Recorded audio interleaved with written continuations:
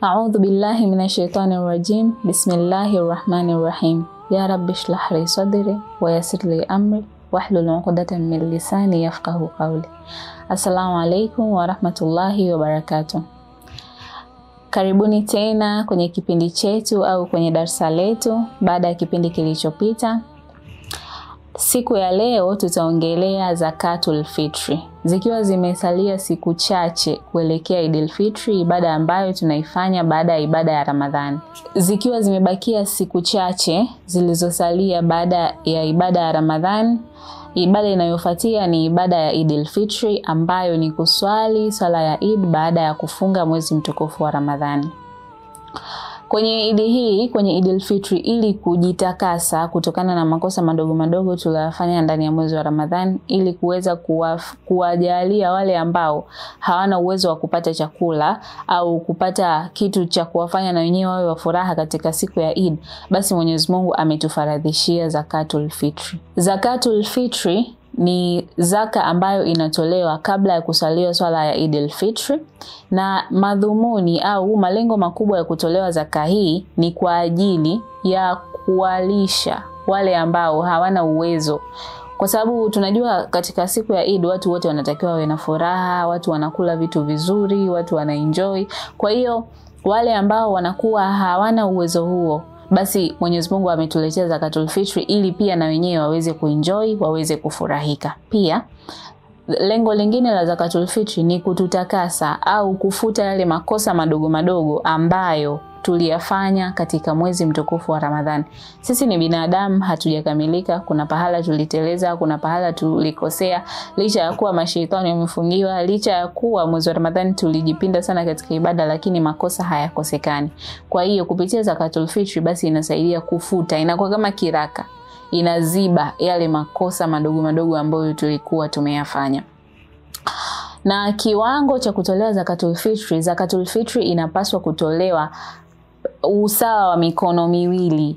Wanazuoni wanasema kwamba ni sawasawa na 2.5 mpaka 3. Na kitu ambacho kinapaswa kutolewa ni chakula ambacho commonly kinaliwa katika sehemu hiyo au katika wakati huo. Mfano kama zamani wakati wa Mtume walikuwa wanatoa mtama, wanatoa maziwa, wanatoa vitu kama hivyo. Lakini sisi katika kipindi cha Eid watu wengi wanakula sana wali, nyama, so unaweza ukatoa kwa kiasi hicho cha 2.5 aidha ya nyama, ya wali, kwa sababu ndio chakula ambacho kinaliwa sana. Na zakatul fitri ni faradhi kwa kila mtu. Ukishafikia uwezo wa kwamba unaweza ukajilisha wewe na familia yako, basi unatakiwa kutoa. Yani watu wasichukulie kama vile ni kitu ambacho like ukitaka ndo unatoa, hapana. Kama una uwezo tayari wa kulisha familia yako, unatakiwa utoe, na inatolewa kwa kila mtu.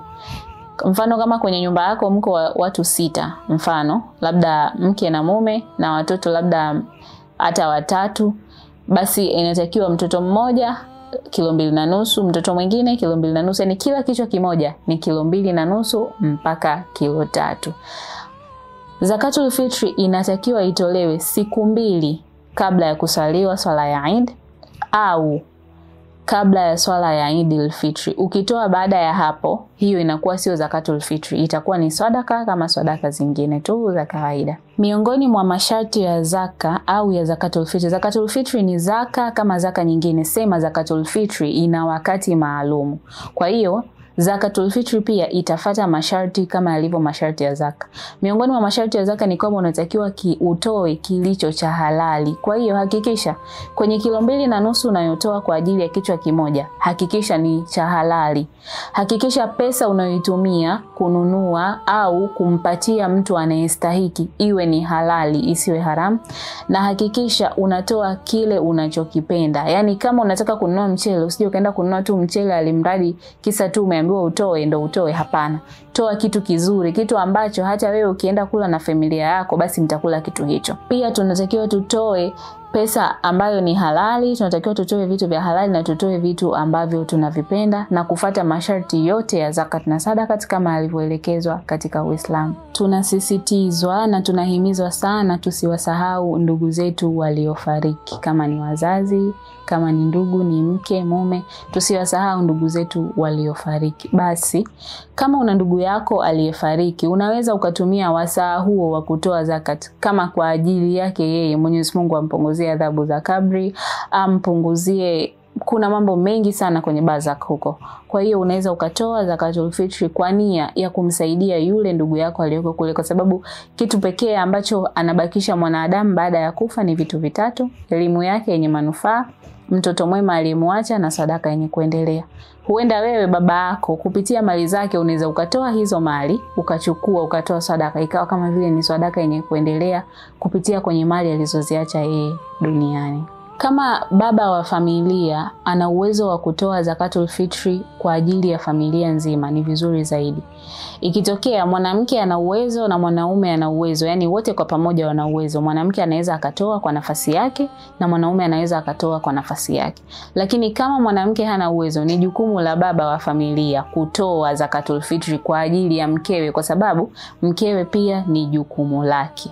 Maswali yaliyopo pia ni kwamba, je, zakatul fitri inaweza ikapelekwa kwenye taasisi au kwa watu wanaochangisha? Watu wengi unakuta hawana uelewa wa nani anastahili kupewa zakatul fitri. Mtu kama haufahamu ni nani ambaye unaweza ukaona kwamba ukampa, kama una mashaka na mtu ambaye unataka kwenda kumpelekea, ni heri usitoe, usije ukapeleka sehemu ambayo mtu hastahili. Na kama unaona huelewi zaidi, misikiti mingi huwa wana utaratibu wa kukusanya zile zakatul fitri na wanawapelekea wale wenye uhitaji. Kwa hiyo unaweza ukapeleka msikitini, ukakutana na viongozi wa msikiti na wakapeleka kwa wale watu wenye uhitaji. Asanteni sana na tukutane kipindi kijacho insha Allah. Kama kuna swali haujaelewa pahala popote pale, tafadhali uliza hapo comment section. Usisahau kutufollow, kulike na kusubscribe. Asanteni sana, wabillahi tawfiq wa hadha, assalamu alaikum wa rahmatullahi wa barakatuh.